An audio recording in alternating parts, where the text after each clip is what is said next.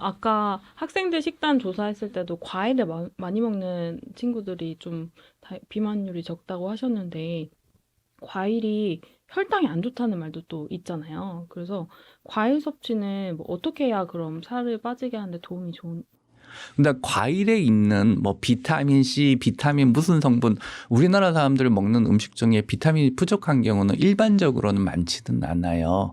근데 과다하게 비타민 C나 이런 걸 먹어봤자 몸에 그렇게 좋은 건 없어요. 근데 문제는 거기에 있는 비타민 C 이런 것뿐만 아니라 그것도 그거지만은 거기에 있는 여러 가지 항산화 성분이 많이 들어가 있고 무엇보다 중요한 거는 섬유소예요.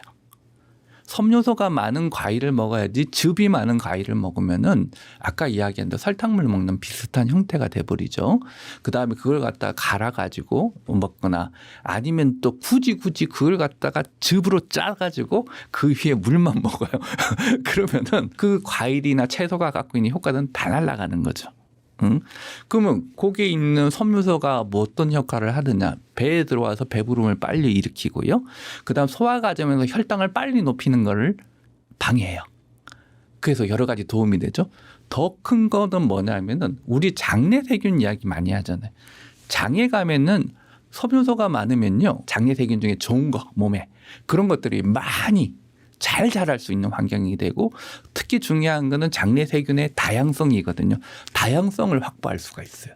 그러다 보면 장내 세균이 뭐 여러 가지 우울이나 기분 조절, 그다음에 비만, 대사 과정 조정, 당뇨병, 그다음에 심지어는 치매까지 관련이 있다 여러 연구 결과들이 나오잖아요. 그래서 그 섬유소가 많은 거는 장내 세균, 그다음에 혈당 조절, 뭐 여러 가지 그다음에 비만 조절 인데 여러 가지 효과가 많기 때문에 어느 정도 드셔야 되는데 빈도가 중요하고 섬유소가 많고 그다음에 갈아 먹지 않는 게 중요해요. 네. 그리고 식후보다는 식전이 좋다고도 하셨는데 그 이유가 무엇인가요? 과일을 먹기에. 저는 식후 식전은 상관은 없는데 문제는 이런 게 있었어요. 음식과 음식 사이에 간식으로 과일을 제공하자 했더니 그 모 정권에서 괜찮다 이거 해라. 우리나라 농산물을 갖다가 학교에 쓸 수 있고 그 당시 외국에서 정말 싼 과일이 너무 많이 들어온 거예요. 그러니까 이거 우리 농산물이 지금 판로를 잃었는데 이 학교에 공급을 하면은 그 농산물의 판로를 개척하고 애들 건강을 위고 비만 예방하고 좋다는데 그럼 뭐 그렇게 하자 하고 뭐 사과를 갖다가 뭐 이렇게 뭐 돌리면 되잖아요. 근데 이제 막 정부 모 기관하고 이제 또 붙은 거죠. 왜 붙었냐? 그런 주장을 했던. 그래서 제가 불려가서 그 기간하고 한참 이야기까지 했어요. 그때 막 그 사람들 이야기도 틀린 건 아니에요. 왜냐하면은 간식으로 주는 거하고 식후에 주는 거하고 정부 예산이 엄청난 차이가 있대요. 그럼 간식으로 주면은 그게 또 관련돼 보여. 그러니까 식사와의 일부로 뒤에 주면은 그게 그 도움이 되지만은 간식으로 주면 효과가 있을지 몰라도 비용은 이렇게 상승하는데 정부가 이런 돈을 쓸 가치가 있느냐는 거예요. 그런 증거를 내놓으라고 그러는데 나는 저 너무 웃긴 게 아니 백신이 몸에 좋다는 건 누구나 아는데 그걸 증명하라고 그러면은 그러니까 이게 무슨 백신의 종류별로는 증명을 하지만은 백신 전체로 보면은 백신은 필요하다는 건 이미 과학적으로 어느 정도 입증이 돼 있거든요. 물론 지금도 반대하는 사람들이 있지만은 이거 코로나 때도 많은 사람의 생명을 지켜줬거든요. 그래서 백신 하나하나에 대해서는 점검해 볼 필요가 있지만 전체 백신이 효과 있냐 없냐는 우리 다 알잖아요. 어릴 때. 백신 하듯이 이것도 사실은 효과 있다는 것도 이미 입증이 돼서 1980년대 논문이 끝났다. 근데 왜 최신 논문을 내놓으려고 하느냐 하고 이게 하다가 한 1, 2년 지나서 그것도 시범 사업하면서 점점 하게 됐다가 간식으로 제공하게 됐다가 또 갑자기 사라졌어요. 코로나 이후. 근데 왜 그러냐? 미리 먹고 나면요. 그 아까 이야기했던 몸에 뭔가 음식을 먹었다는 신호가 오니까 다음 끼니를 줄여줘요. 그다음 뇌에도 가서 당이 조금 올라가잖아요. 포도당 좀 들어왔네? 그러면 우리 뇌는 이제 긴장을 안 하고 밥 먹어라 신호를 그렇게 세게 안 줘요. 그런 여러 가지 효과들이 같이 갖고 있기 때문에 아까 그다음 장내 세균도 그렇고 포만감도 잘하고 뭐 이런 여러 가지 효과들을 갖고 있기 때문에 이게 굉장히 중요한 상황 중에 하나예요. 그러면은 과일 말고 채소로 먹으면 어떡하냐. 근데 우리나라 데이터 분석해 보면은 채소가 부족하진 않아요. 왠지 아세요? 김치가 많기 때문에. 근데 요즘 청소년들 김치를 또 안 먹기 시작했어. 그러니까 채소가 어떻게든 들어가야 되고 채소나 과일 형태로 풍부한 섬유소와 여러 가지 몸에 좋은 성분들을 같이 제공해주면은 비만, 당뇨 뭐 여러 가지 질병 예방에 큰 도움이 된다는 이야기를 할 수가 있죠. 소장님 하면 과일 식사법이 가장 유명한데요. 그 과일 식사법을 이렇게 말씀하시는 이유가 무엇인지 그 효능이 어떤 건지 궁금합니다. 네. 과일은 제가 중요하게 생각하게 된 게 사실 그렇게 오래된 것은 아닙니다. 저도 이제 수의학을 전공을 했고 또 국립암센터에서 항암에 관련된 약을 개발하던 사람이었기 때문에 저의 건강 지식도 뭐 일반인과 사실 크게 다를 바가 없었습니다. 그냥 저도 한식 위주로 식사를 했고 빵이나 과자, 치킨 이런 것도 자주 먹었던 학창 시절과 또 직장 생활을 했었는데요. 이게 과연 이제 맞을까라는 생각을 물음을 갖게 되면서 다양한 건강한 식사에 대한 수많은 자료들을 접하게 됐습니다. 그중에서 제가 많이 와닿았던 것이 유인원들이 사람과 비슷한 해부학적 구조와 유전학적 구조를 가지고 있는데 이들의 식사가 무엇인가? 이들은 99% 이상 사람과 비슷하잖아요. 소화기관이며 유전자며 해부학적 구조가 거의 비슷한데 이들은 과일을 주식으로 먹고 있다는 것을 누구나 다 알고 있을 겁니다. 또한 이 과일 식사가 이들에게 영향이 되는 이유는 제가 과일을 열심히 분석해봤더니 우리가 이해하고 있는 영양소의 분류로 총 9대 영양소가 있었습니다. 우리가 탄단지 하면 이제 3대 영양소로 에너지를 내는 영양소로 알고 있습니다. 거기에다가 비타민, 미네랄 해서 5대 영양소가 되고 또 식이섬유가 더해지면서 6대 영양소, 또 물까지 총 7대 영양소라고 합니다. 그런데 요즘 이 7대 영양소만으로도 좀 부족한 게 있습니다. 항산화 영양소, 식물 영양소라고 하죠. 파이토케미컬이라는 것이 활성산소를 중화시키고 암세포의 성장을 막고 백혈구, 면역세포들의 활동을 지원하는 측면에서 매우 중요한 영양소로 연구가 되고 있죠.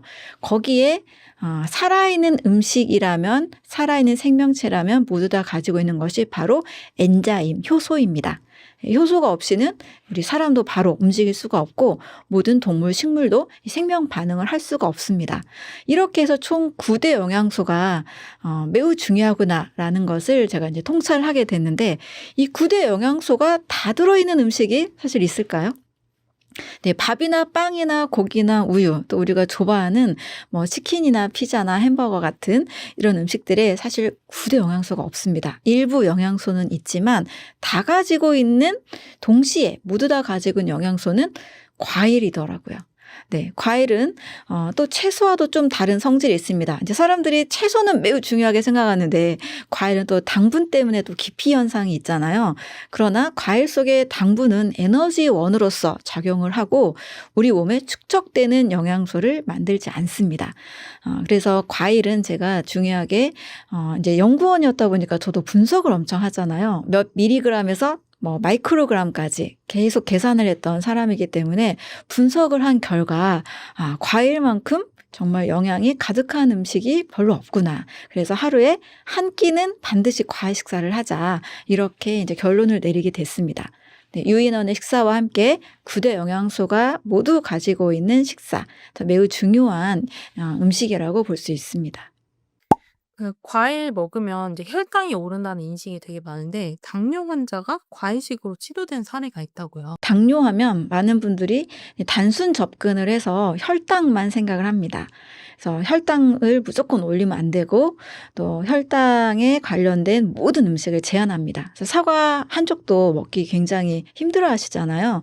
이제 과일하면 당 이렇게 굉장한 환원주의적 관점, 저는 굉장히 부분적인 관점이라고 말씀을 드립니다. 과일은 당, 그러면 계란하면 콜레스테롤, 사람하면 단백질 이렇게 논리가 이어져야 되는 거거든요. 근데 우리 누구도 사람은 단백질이다 이렇게만 얘기하진 않잖아요. 굉장히 복잡한 이 생명 현상이나 어떤 현상을 단순하게 바라보는 관점이 바로 환원주의 관점입니다. 근데 우리의 영양학이 이 환원주의적 관점에 묶여서 전체적인 이해를 하지 못하고 있는 것이 굉장히 안타까운 실정입니다. 제가 말씀드린 것처럼 과일에는 9대 영양소가 있는데 그중에 또 하나의 성분인 당분만 집착해서 바라보거든요. 예, 과일 속의 당분은 100g당 작게는 5g, 많게는 15g, 많아야 15%를 넘기지 않습니다. 한 음식에 15%밖에 차지하지 않는 그 성분을 100%인 것처럼 이야기하는 것은 굉장한 오류죠. 과일 속에 있는 수분, 식이섬유, 또 다양한 비타민, 미네랄, 효소, 또 식물 영양소들이 우리 몸에 굉장히 좋은 역할을 해줍니다. 그래서 당뇨 환자들은 혈당을 너무 지나치게 상승시키는 정제 과당, 액상 과당과 또 정제 탄수화물, 흰 쌀과 흰 밀가루로 만든 음식들은 당연히 조심을 해야 됩니다. 실제 이런 음식을 많이 드신 분들이 이제 당뇨에 많이 노출되셨죠. 하지만 외국의 경우에는 이제 고기를 지나치게 많이 먹으면서 고기와 지방을 지나치게 많이 먹으면서 또 인슐린 저항성이 일어나서 당뇨가 오는 분들도 많습니다. 당뇨의 원인은 딱 한 가지만으로 보긴 어렵고 정제된 당분, 정제 탄수화물 또 고기, 단백질과 지방으로도 같이 볼 수가 있는 겁니다. 문제는 인슐린 저항성을 해결하는 것이 중요한 거고요. 또 인슐린 저항성에 관련된 췌장의 베타세포를 튼튼하게 하는 것이 더 핵심이라고 볼 수 있습니다. 근데 저는 딱 어떤 증상 완화에만 꽂혀 있는 현대의학에서 문제점을 발견했기 때문에 근본적인 것, 어떻게 하면 혈당을 잘 조절하는 췌장을 건강하게 만들 것인가, 췌장의 베타세포를 어떻게 하면 튼튼하게 만들 것인가에 착안을 했습니다. 원숭이들이 그렇게 과일 식사를 많이 하고 주식으로 평생 먹지만 당뇨병에 걸리지 않습니다. 네, 과일을 주식으로 먹는 유인원들은 당뇨에 전혀 걸리지 않는데 사람은 다른 것으로 인해서 당뇨가 걸려놓고 과일을 터부시하는 굉장히 좀 현명하지 못한 생활 방식을 가지고 있는 것 같습니다.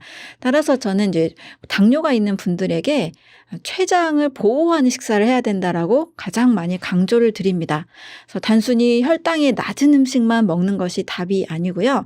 췌장이 어떻게 하면 잘 보호를 받고 췌장 세포가 세포 속에 필요한 좋은 영양소들을 잘 공급받을 수 있을까? 이것을 중심으로 해결을 해야 됩니다.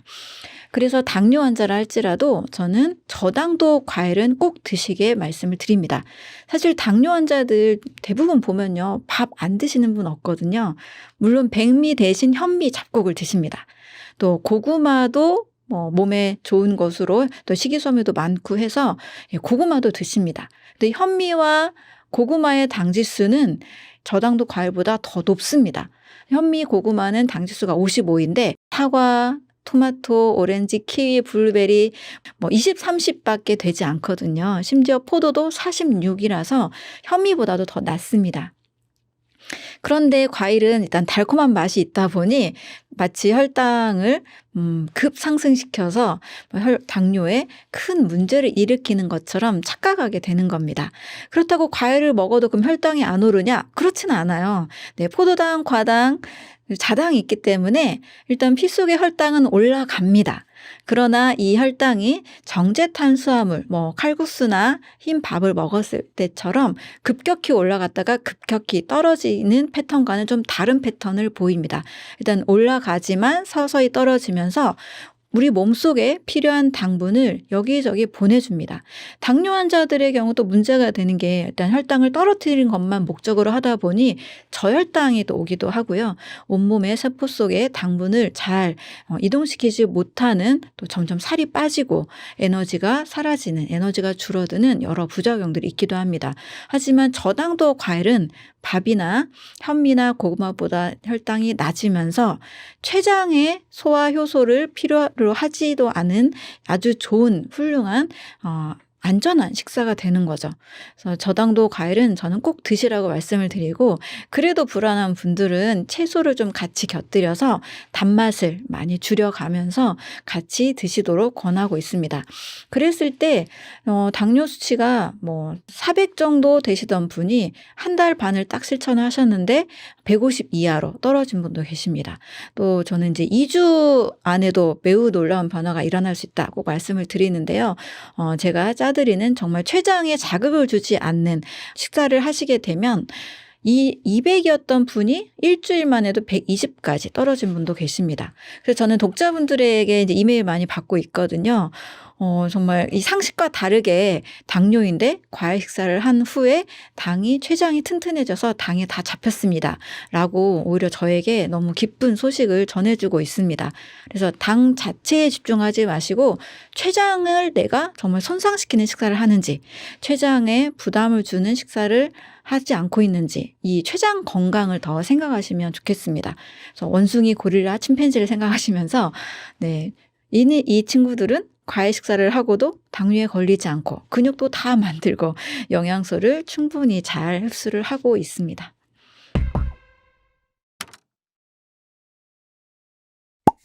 그렇다면 당뇨병이 있는 환자들이 특히 더 먹으면 좋은 과일들은 어떤 게 있을까요? 네, 당뇨 있는 분들에게 가장 많이 추천하는 것은 블루베리, 키위, 사과, 오렌지, 토마토 이 정도 과일입니다. 잘 익은 바나나는 좀 피해 주시라고 말씀을 드리고요. 파인애플이나 망고도 당 지수가 좀 높은 과일에 속하기 때문에 고당도 과일은 좀 절제하시라고 말씀을 드립니다. 자, 블루베리나 키위, 사과, 오렌지, 토마토 이런 과일을 계속 드시게 되면 이 과일 속에 항산화 성분들이 췌장 세포를 튼튼하게 합니다. 특히 췌장도 조직과 세포로 이루어져 있기 때문에 좋은 영양소들의 섭취가 너무너무 절실하거든요. 특히 당뇨가 있으신 분들은 인슐린 저항성이라는 것이 심각하기 때문에 인슐린을 다시 재기능을 하기 위해서 필요한 영양소가 있습니다. 망간, 크롬, 아연 같은 미네랄도 굉장히 중요한 영양소가 되죠. 또 이런 영양소들을 무엇을 통해서 섭취해야 될까를 생각해 본다면 밥이나 빵이나 고기나 우유, 당분 낮다고 현미나 단백질 식사 이런 거 많이 하시잖아요. 그렇지만 그런 식사법이 췌장세포를 근본적으로 튼튼하게 해주기는 좀 어렵습니다. 그래서 영양이 풍부한 비타민, 미네랄, 식물 영양소가 풍부한 과일과 채소 식사를 반드시 같이 병행하시면 좋겠습니다. 그 과일의 과당이 지방간을 일으킨다는 의견도 있던데 이건 어떻게 보시나요? 네, 과일의 식사법에 대한 문제라고 볼 수 있습니다. 대부분 한국인들은 식후에 과일을 드시잖아요. 디저트로 드십니다. 그러니 식사 중에 밥을 한 공기 드시고 또 이후에 과일을 드시잖아요. 그러면 추가적으로 당분이 늘어나게 됩니다. 우리 몸속에는 간에서 이 당분을 합성, 저장, 또 사용하는 시스템이 있는데 지나치게 많으면 당연히 축적이 됩니다. 남아도니까 사용하고도 남아도니까 당연히 쌓이게 되겠죠. 특히 이제 액상 과당에 이 실험실에서 실험한 결과 이제 간에서 축적이 되고 지방간이 형성되는 이 실험을 많이 이제 하게 된 거죠. 그러다 보니 액상 과당과 과일의 과당을 똑같이 보는 겁니다. 합성과 자연이 어떻게 같게 작용을 하겠습니까? 그래도 저도 식후의 과일 습관은 좋지 않다라고 말씀을 드립니다. 밥을 먹고 또 먹는 과일은 당분이 더 늘어나게 되고 또 식후 과일에 들어있는 식이섬유 이런 것들과 함께 발효가 일어날 수 있기 때문에 좋지 않습니다. 그래서 과일의 식사법에 대한 문제인데요. 과당이 지방간을 만들지 않게 하기 위해서는 식전 과일을 드시는 겁니다. 과일은 정말 단순한 어떤 채소나 어떤 디저트 개념으로 보기가 참 어렵습니다. 식사의 관점으로 봐야 되거든요. 거기에 충분한 에너지원이 많이 있기 때문에 공복이나 또는 식사로 드시는 것이 맞습니다. 그래서 저는 아침 식사, 아침과의 습관이라는 책에서도 아침 식사로 강조를 드렸는데요. 이렇게 아침에 드셔도 좋고 근데 나는 점심에 뭔가 시간이 애매하다. 저도 촬영하고 강의하고 이럴 때 애매할 때 과일 식사를 점심에 하기도 합니다. 또는 점심 식사하고 저녁을 좀 간단히 먹고 싶을 때 저녁을 또 과일 식사로 할 수도 있습니다. 이렇게 과일은 식사로 드시는 것이 맞고요. 식후 디저트로 드시면 이제 당분이 축적되기도 하고 또 그렇게 몸에 전혀 좋은 효과가 없습니다. 그래서 식전 과일 또 식사 과일 식사를 하신다라면 우리 몸에서 다 에너지로 사용이 되지 이게 왜 축적이 되겠습니까? 운동선수들이 운동 전후에 바나나를 먹는 습관을 보신 적이 있으시죠? 그 이유는 과일 속의 과당은 인슐린이라는 호르몬의 이동이 필요 없이도 바로 간에서 에너지로 사용이 되기 때문입니다. 먹으면 흡수가 되면서 바로 에너지가 되니까 뭐 마라톤 하다가도 드시고 또 유명한 우리 탁구 선수가 바나나를 많이 먹었잖아요. 네, 그 원리를 이해하시면 됩니다. 식후에 먹는 것이 아니라 식사로 먹는다면 절대 간에서 지방간을 만들어내지 않습니다. 오히려 인슐린의 분비 없이도 충분히 우리 몸에서 에너지로 만들어내는 아주 고효율 에너지원이라고 볼 수가 있습니다. 과일을 갈아 먹거나 그 주스, 뭐 즙으로 내시는 분들도 있는데 그런 것도 괜찮을까요? 과일은 생과일로 드시는 것이 가장 좋습니다. 과일을 가를 때는 과일 속에 이 식이섬유와 포도당, 과당, 자당들의 이 결합이 다 깨어지면서 마시는 순간 피 속의 혈당을 급상승시킵니다. 이것은 뭐 액상 과당이나 정제 탄수화물 먹었을 때와 비슷한 효과를 일으키는 거죠. 그래서 과일은 생과일로 씹어 드시면 무리하게 혈당 상승을 일으키지 않고 완만한 혈당을 유지시켜 줍니다. 그러나 갈아 먹는 순간 혈당 급상승 때문에 이것을 장기화하게 되면 한 달 정도 장기화하게 되면 저혈당 증상이 오게 됩니다. 제가 직접 경험한 적이 있는데요. 예전에 이렇게 공부를 많이 하지 않았을 때 바나나와 딸기를 갈아가지고 바나나 딸기 주스 되게 맛있잖아요. 이걸 매일 아침 갈아 먹었거든요. 한 달 뒤에 정확히 저혈당이 오더라고요. 제가 거기에서 과일은 절대 갈면 안 되는구나를 몸소 또 깨닫게 됐습니다. 그래서 과일을 갈거나 또는 과일을 즙으로 만들 경우에는 일단 식이섬유가 사라지고 마시면 10초 안에 액체는 우리 몸의 피 속으로 흡수가 됩니다. 그래서 혈당이 급상승하기 때문에 과일 주스나 과일 즙은 추천하지 않습니다. 대신 과일과 채소와 물을 1:1:1의 비율로 갈아서 희석이 되면 그렇게 드시는 것은 크게 무리가 없습니다. 저도 이제 해독 주스로 뭐 사과, 양배추, 물 이렇게 갈아서 드시는 것을 어떤 분들에게는 추천을 하기도 하는데요. 그 분량만큼의 물과 함께 섞는다라면 당분이 거의 많이 사라지기 때문에 안전한 주스로 먹을 수 있습니다. 하지만 절대 과일만 갈거나 즙으로 드시는 것은 추천하지 않습니다.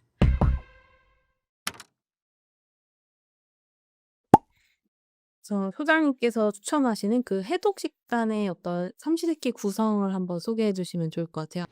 네, 해독 식단으로 많이 추천하고 있는 것은 일단 아침 시간에 500g의 과일을 드시는 방법입니다. 아침에는 뭐 임금처럼 화려하게 먹고 저녁은 거지같이 먹어라. 우리가 이런 말을 사실 많이 들었는데요. 우리 몸의 리듬에는 사실 맞지 않습니다. 우리 몸에는 3가지 리듬이 있는데요. 새벽 4시부터 정오까지는 배출의 주기입니다. 내보내는 시간이라는 거죠. 한마디로 해독 시간입니다. 아침에 일어나면 입안이 텁텁해서 물을 마시고 싶잖아요. 그리고 우리는 화장실에 갑니다. 소변과 함께 대변까지 같이 보면 굉장히 몸이 산뜻하고 가볍고 좋죠. 이렇게 배출의 시간에는 배출에 용이한 식사를 하는 것이 좋습니다. 그래서 아침에 물 드시고 과일 식사를 500g 정도 하시게 되면 그 속에 500g의 거의 90%가 수분이기 때문에 거의 수분 위주의 식사, 그리고 과일 속에 영양소들이 해독에 좋은, 특히 간 건강에 좋은 성분들이 많이 들어있게 됩니다. 그래서 이 성분들이 동시에 또 영양이 되면서 해독이 되기 때문에 저는 최고의 영양제, 최고의 해독제다 이렇게 말씀드리는 것이 아침 과일 500g입니다. 그리고 낮 12시부터 저녁 8시까지는 섭취 주기라고 합니다. 우리 몸의 이 소화기관은 비로소 이 낮에 이제 막 워밍업을 하고 깨어나기 시작을 해서 소화효소나 담즙 생성이 원활한 몸 상태가 됩니다. 이때 이제 점심과 저녁 식사를 하시면 되는데요. 해독에 좋은 식사를 추천을 한다라면 최대한 요리를 거치지 않은 식사를 저는 말씀을 드립니다. 만약에 가능하다면 바나나 1개, 고구마 1개, 옥수수 1개 이것도 굉장히 좋은 식사가 됩니다. 우리는 뭔가 이것들이 후식이고 약간 간식처럼 많이 먹는 거잖아요. 그런데 바나나와 고구마와 옥수수 또는 뭐 감자 이런 음식들은 그 자체적으로 영양을 충분히 가지고 있고 특히 노폐물이 많이 만들어지지 않습니다. 그래서 노폐물 없는 식사, 좀 나는 퓨어한 음식을 먹고 빠르게 몸을 좀 만들고 싶다. 뭐 건강이든 다이어트든 이런 분들이 계신다라면 이런 바나나, 고구마 뭐 이런 식사하는 것도 추천을 드립니다. 또 하나의 식사는 사찰 음식 같은 식사입니다. 우리 한식이 굉장히 전 세계적으로 많이 알려지고 있고 또 몸에 좋은 한식도 많이 있지만 양념이 많고 또 나트륨, 소금에 많이 염장을 많이 해서 먹는 음식들도 상당히 많습니다. 그러다 보니까 반찬이 짜니까 밥을 좀 많이 먹게 되죠. 또 밥을 그렇게 삼시세끼 먹다 보니 탄수화물이 하루에 좀 지나치게 많이 들어와서 여러 질환들 고혈압이나 고지혈, 당뇨 같은 여러 만성질환의 원인이 되기도 합니다. 그런데 사찰 음식의 경우에는요.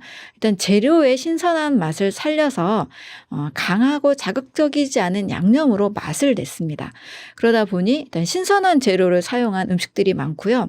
너무 맵고 짜고 자극적인 향신료를 쓰지 않습니다. 오신채라고 해서 마늘이나 양파나 부추 뭐 이런 우리 몸의 에너지를 막 만들어내는 이런 양념도 쓰지 않죠.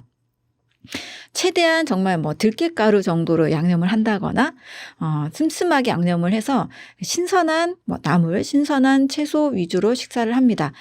이렇게 사찰 음식 정도의 한식 정도는 우리 몸에 좋은 해독 식단이 될 수 있습니다. 또 제가 많이 먹기도 하고 많이 추천하기도 하는 식사는 정말 현미 잡곡밥에 쌈채소, 다시마, 양배추 이렇게 그냥 쌈 싸 먹는 거 있죠.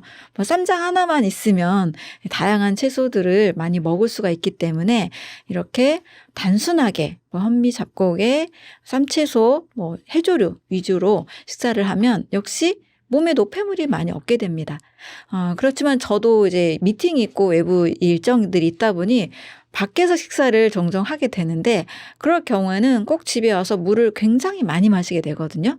네, 워낙 이 몸에 자연의 음식들을 많이 먹던 사람이 외식을 하게 되면 굉장히 몸에 나트륨이나 다른 첨가물이 많이 들어온 것이 확연하게 느껴집니다. 외식을 좀 절제하시면서 아침과 500g, 또 바나나 고구마 식사, 또 사찰 음식이나 단순한 한식 쌈채소들 이렇게 식사를 하시면 굉장히 좋은 해독 식단 또 영양 식단이 될 수가 있습니다.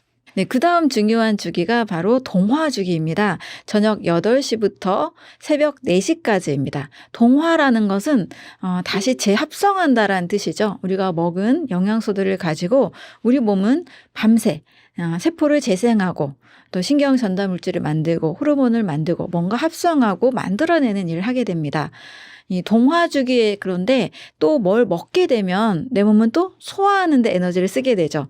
예를 들면 저녁 8시부터 새벽 4시까지가 동화주기 시간인데 밤 10시, 11시 그리고 야식이 조금 당길 수 있는 시간이잖아요. 늦게까지 일하시는 분들의 경우 이때 또 밥을 먹게 되면 뭔가 치킨을 먹게 되면 우리 몸이 다시 소화하는 데 모든 에너지를 쓰게 됩니다. 따라서 밤 시간에 일어나는 동화작용이나 또 세포, 늙은 세포, 암세포, 불필요한 세포들을 제거하는 이러한 세포 재생 작용들이 활발하게 일어나지 못합니다. 그래서 동화주기까지 잘 지킨다면 이 리듬을 따라서 생활하면 우리 몸은 사실 큰 병이 나지 않거든요. 그래서 배출주기, 섭취주기, 동화주기 이 세 주기를 잘 기억하시고 자연에도 이런 질서가 있듯이 우리 몸도 이런 순리, 질서대로 잘 따라주시면 좋겠습니다. 그 왜 500g인지 궁금하거든요. 더 많이 먹어도 괜찮을까요? 아침이라. 네. 500g은 제가 많은 이제 임상을 하면서 어느 정도 적절하게 만들어낸 양입니다. 50에서 한 70kg 정도 되는 분들이 500g 정도 과일을 드셨을 때 그렇게 배고프지 않고 좋다라는 말씀을 하시거든요. 이 양은 과일의 종류에 따라서 당분의 양이 좀 다른데요. 25g에서 75g 정도의 당분을 함유하고 있습니다. 우리가 밥 한 공기를 먹으면 약 70g 정도의 당분이 들어 있습니다. 그래서 이 500g의 양은 밥 한 공기 정도 먹었을 때의 에너지를 섭취할 수 있는 임계점의 양이다라고 말씀을 드립니다. 그런데 나는 더 먹고 싶다는 분들이 계세요. 저는 더 드시라고 해요. 네, 나는 500g 너무 부족하다. 그런 분들은 사실 더 드셔도 과일 식사를 해서 살쪘다는 분들 사실 별로 만나보기 어렵습니다. 오히려 과일을 이렇게 많이 먹었는데도 살이 빠졌어요 라는 말씀들을 참 많이 하시거든요. 그래서 과일로 살찌기는 오히려 어렵습니다. 네, 밥으로는 살찌기 정말 쉬운데요. 과일에는 수분이나 다른 항산화 영양소들이 있어서 간의 기능, 장의 기능을 활발하게 만들어주기 때문에 몸에 노폐물을 싹 빼주고 또 신진대사 활성에 아주 도움을 줍니다. 그래서 500g이 적은 분들은 좀 더 드셔도 되고요.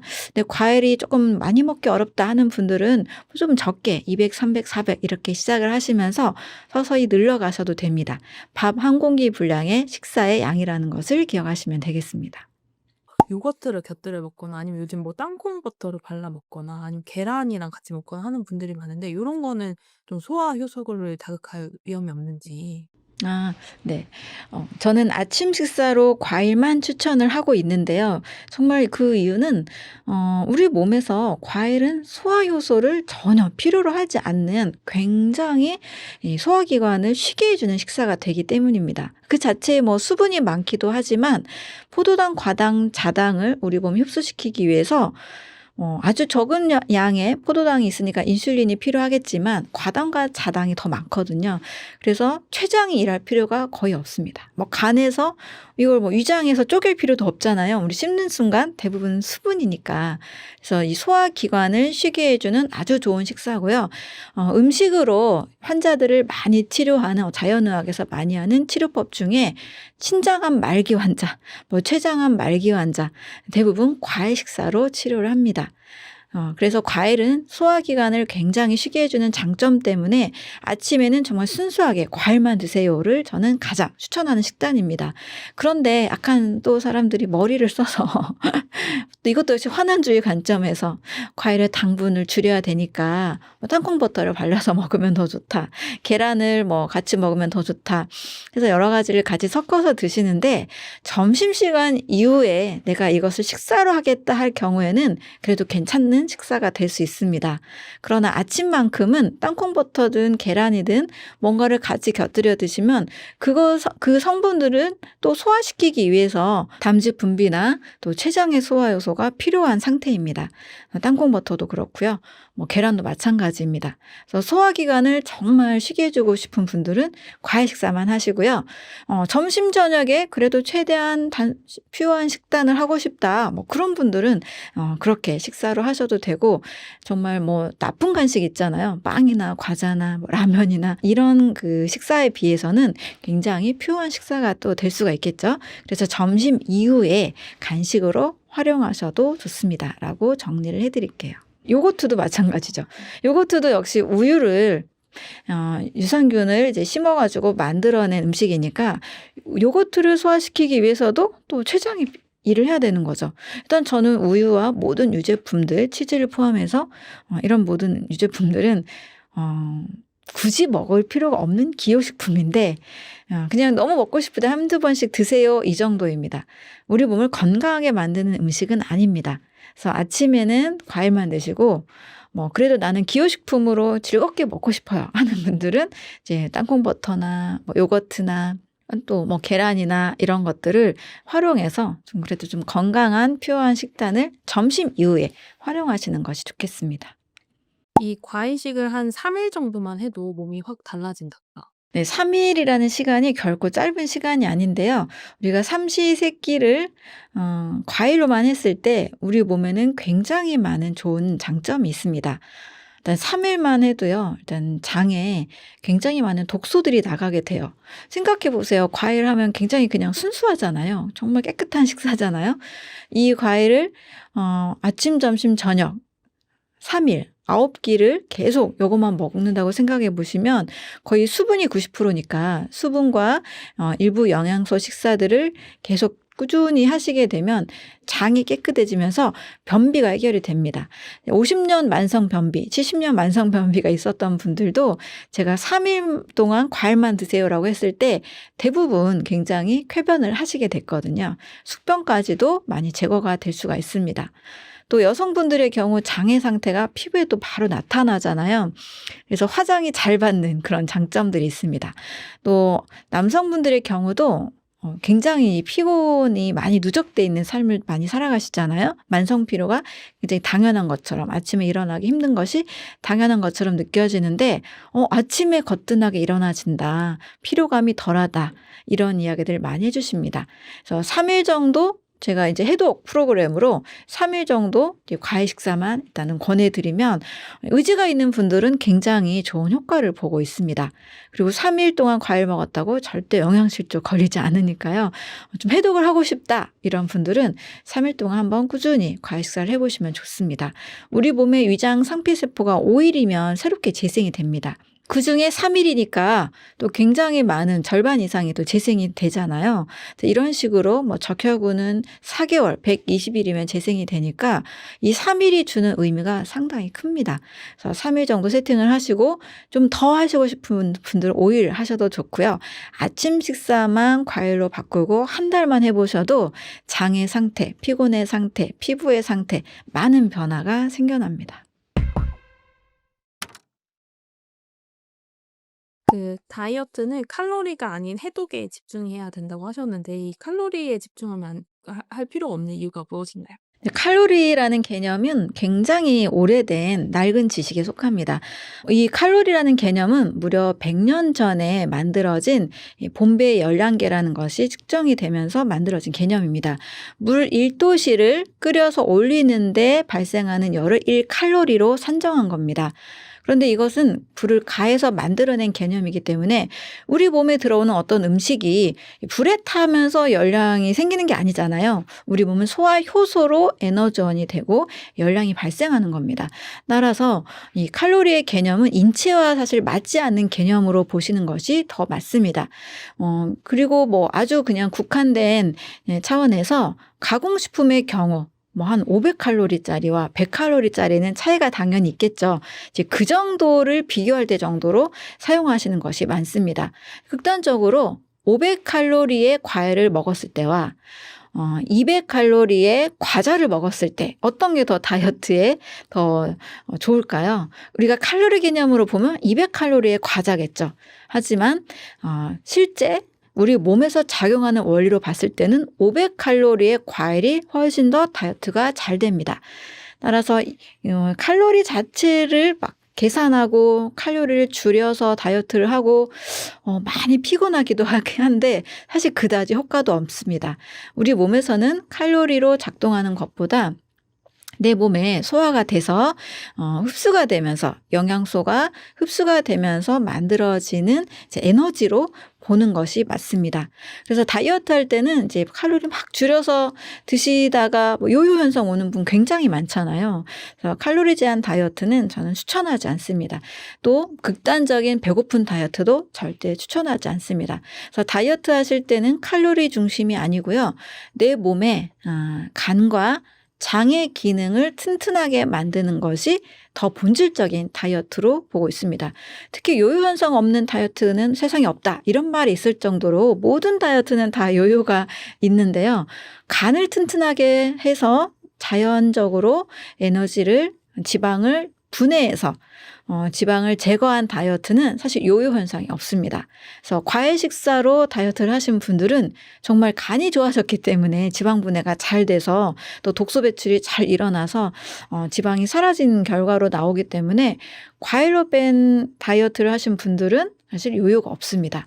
네, 물론 극단적인 한 가지만 포도 다이어트에서 하나만 드시고 극단적으로 살 빼신 분들이 있는데 그런 경우가 아니고 우리 몸을 건강하게 만들면서 한 다이어트 또 과일로 식사를 하면서 간을 튼튼하게 만든 분들은 그 이후에 다른 식사를 하셔도 크게 요요가 없는 것들을 저는 아주 많이 보게 됩니다. 그래서 다이어트는 칼로리 개념이 아니고 얼마나 내 간을 튼튼하게 해서 지방을 잘 분해할 것인가, 얼마나 영양소나 독소를 잘 내보낼 것인가 이거에 초점을 맞추셔야 됩니다.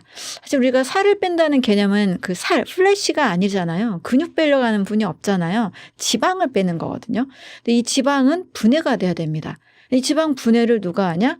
예, 간에서 지방을 합성, 저장, 분해하는 역할을 하고 모든 소화 효소들을 만들어내는 그 원료의 생산 공장이 또 간입니다.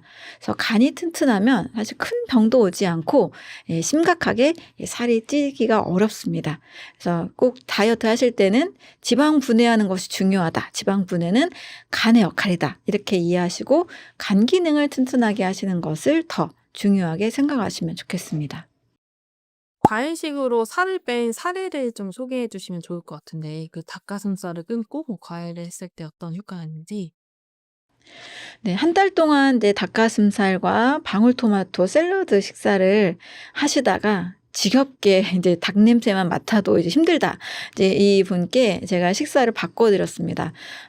닭고기를 일단 스탑. 하시고 닭고기 드지 마시고 과일 500g에서 한 7, 800g까지 최대한 많이 드시도록 식단 변경을 해드렸거든요. 우리가 언뜻 생각하기에 다이어트 하면 항상 이 닭가슴살이 좀 질리잖아요. 단백질 먹어서 당분 섭취 안 하고 단백질을 먹어서 근육을 만든다. 이제 이 원리로 많이 가는데 그분이 늘 닭가슴살 먹으면서 운동하면서 인바디 측정을 한 결과와 5주 정도 닭가슴살을 끊고 과일 500에서 700g 먹은 후에 인바디 측정을 한 결과 굉장히 드라마틱한 변화가 왔습니다. 무려 체지방이 5kg 정도 빠지고 또 근육이 2kg 정도 더 늘어나는 굉장히 특이한 변화가 일어났거든요. 과일 식사를 하게 되면 과일에 들어있는 다양한 비타민, 미네랄들이 사실 근육을 합성하는 원료가 될 수 있습니다. 우리가 단백질을 먹어서 근육을 만든다는 것이 그렇게 단순한 생각이 맞다면 늘 고기 식사하면 다 근육질이 돼야 되잖아요. 하지만 고기 그렇게 많이 드시면서 이게 지방이 늘어나고 살이 찌지 근육질로 된 분들이 사실 많지는 않습니다. 이제 근육은 합성하는 과정에서 일단 근섬유가 찢어져서 그것을 복구하는 과정, 즉 운동을 할 때 근육이 합성되잖아요. 정말 잘 먹어야 되는데 그 잘 먹는다는 단어 속에는 단백질 보양식이 아니라 비타민, 미네랄, 효소, 식이섬유가 풍부한 식사를 반드시 겸해야 된다는 겁니다. 그래서 닭가슴살만 드시다가 과일 영양소가 하나도 없던 분이 과일 영양소가 듬뿍 들어가니까 체지방이 빠지고 근육이 증가하는 이런 드라마틱한 효과가 있었거든요. 또 최근에도 70대 나이가 많은 이제 어르신의 경우도 1년간 100% 그냥 과일, 채소, 통곡물, 뭐 해조류, 뭐 견과류 이렇게 100% 식물식만을 하셨는데 무려 1년간 체지방만 10% 빠지고 근육은 그대로 유지가 되는 전혀 빠지지 않은 놀라운 결과가 일어났습니다. 이거 채식하면 뭔가 근육이 빠질 것 같고 기운이 없을 것 같고 이런 느낌이 있잖아요. 전혀 그렇지 않습니다. 오히려 피가 맑아지고 세포들이 더 튼튼해지고 조직이 잘 재생되면서 우리 온몸이 더 튼튼하게 되는 좋은 결과가 있습니다. 그래서 다이어트 하실 때 너무 단백질 접근 많이 하지 마시고 단백질 너무 많이 드시다가 뭐 헬스 관련 직업을 하시는 분들은 통풍이 옵션이다 할 정도로 통풍 많이 걸리시잖아요. 절대 초과된 단백질을 지나치게 많이 드시는 것은 반드시 유념을 하시고요. 과일 식사하시면서 운동하시면서 근육 잘 만들어 가시면 좋겠습니다. 또 어떤 분의 경우 이제 요가를 직업으로 하셨던 분도 정말 이 단백질 많이 챙겨 드시고 몸에 좋은 거, 몸이 재산이니까 몸에 좋은 거 한 달에 막 몇백만 원어치 드시던 분이었는데 그냥 과일 중심의 식사로 싹 바꾸고 나서 오히려 몸에 있던 베체트병이라는 그 자가면 질환도 사라지게 됐고 이분의 말로는 이제 요가하니까 본인의 근육을 굉장히 잘 관찰하잖아요. 오히려 잔 근육의 그 섬세하고 더 예쁜 근육들이 잘 만들어졌다라는 얘기를 하십니다. 그래서 과일 식사한다고 절대 뭐 이상한 몸이 되는 게 아니니까요. 잔 근육이 더 예쁘게 만들어진다. 네, 이런 경우도 있으니까 참고하시면 좋겠습니다. 다양하게 먹으면 좀 안 좋다고 하셨는데 과일을 500g 먹을 때도 너무 다양하게 배치하면 안 좋은가요? 네, 저는 과일도 딱 3가지 정도로 제한을 둡니다. 과일도 과일 각각의 다양한 성질과 맛이 있습니다. 단맛 과일, 신맛 과일, 지방이 많은 과일, 또 메론류 과일 해서 너무 동시에 섞어 먹는 것은 항상 언제나 추천하진 않습니다. 하지만 이제 한 가지만 500g을 먹으려면 조금 지루하니까 한 2가지에서 3가지 정도까지만 제한을 두고요. 대신 한 가지 과일을 다 먹고 그 다음 과일을 드시고 또 그 다음 과일을 드시는 것을 추천을 드립니다. 특히 이제 위장이 더 예민하신 분들은 그 사이도 한 5분, 10분 정도 간격을 두셔서 더 섞이지 않게 하시는 것이 좋습니다. 뭐 들어가면 다 섞이는 거 아니냐 이렇게 말씀하시지만 순차적으로 먹으면 또 그 사이에도 흡수가 되니까요. 순차적으로 먹으면 동시에 이것이 섞이지 않습니다. 그래서 따로따로 과일 식사를 하시면 더 좋습니다. 그 암에 대해서도 좀 여쭤보고 싶은데 암의 시작이 미세 염증이라고 하셨는데 그 암을 유발하는 어떤 독성 음식들은 어떤 게 있을까요? 네, 암하면 이제 발암물질 때문에 암에 걸리기 쉽다라는 것은 다 알고 계실 텐데요. 실제 세계보건기구에서도 제1급 발암물질로 가공한 적색육을 꼽고 있습니다. 뭐 햄이나 뭐 소시지, 스팸 이런 음식들이죠. 그래서 가공한 음식들 그리고 특히 동물성 단백질을 가공한 것들은 발암물질이 되기가 쉽습니다. 그래서 첫 번째로 가공식품과 가공육을 첫 번째 가장 조심하시는 것이 필요합니다. 특히 가공식품에는요, 우리가 생각하는 것보다 훨씬 더 많은 첨가물들이 들어 있습니다. 뭐 삼각김밥이나 샌드위치에도 30에서 50가지 첨가물이 있거든요. 첨가물을 단순히 안전하다라고 보기 어려운 이유는 각각의 음식에 들어있는 첨가물의 한두 성분의 그 양은 안전한 양을 아마 기준치 이하로 안전하게 만들었을 겁니다.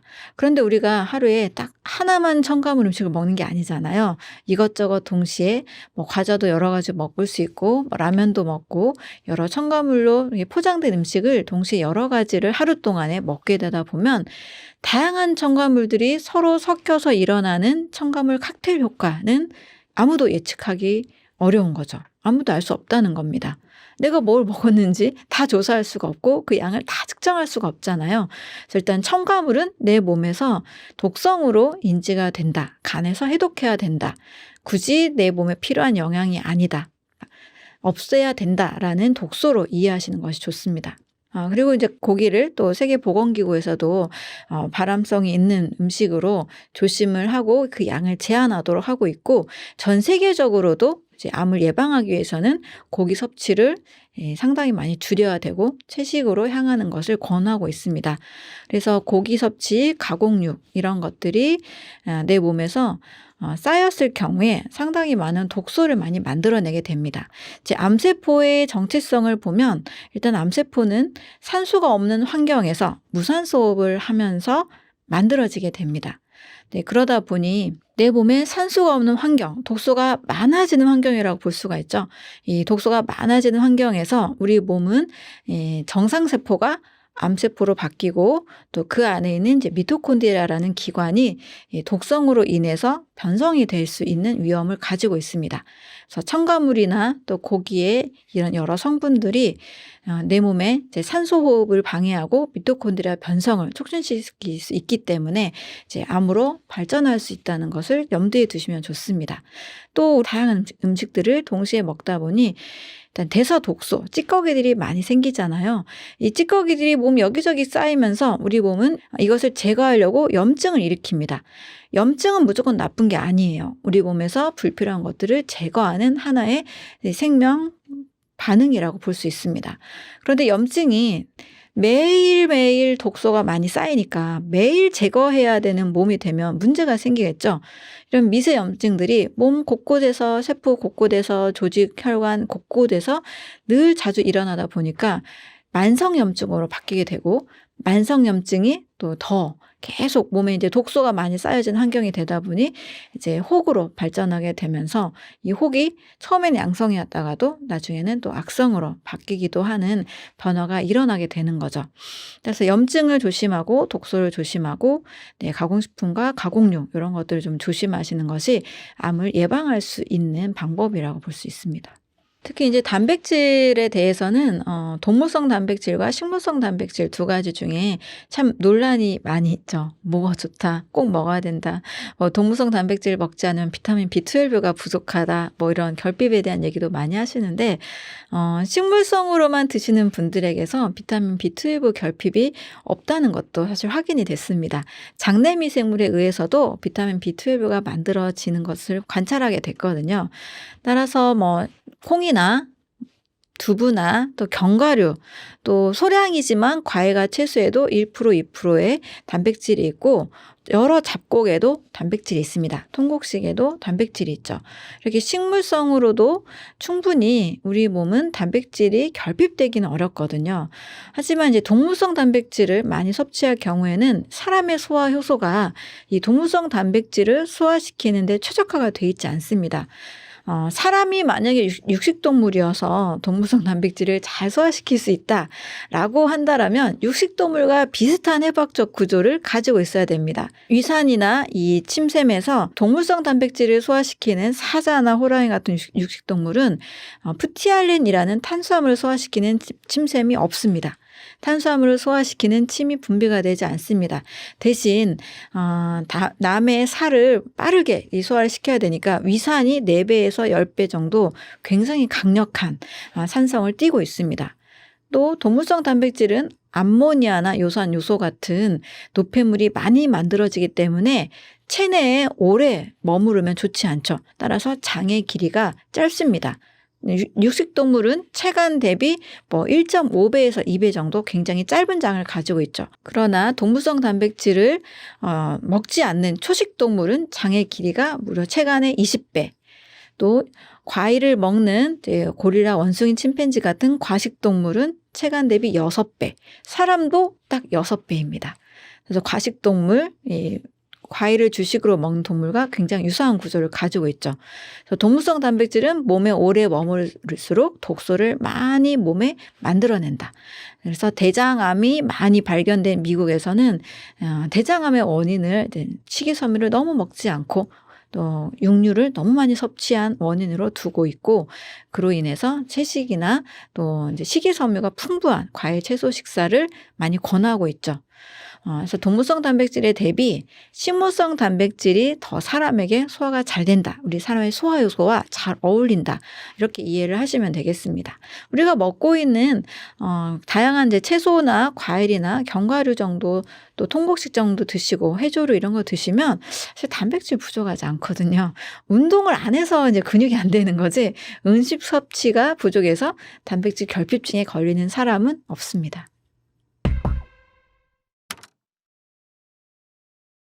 그럼 반대로 인간의 몸에 소화가 잘 되는 자연유래 음식들은 방금 말씀하신 과일, 채소, 통곡물, 해조류 정도가 될까요? 네, 그래서 사람이 먹어야 되는 음식은 무엇인가, 이제 이거에 대한 논란이 사실 너무 많죠.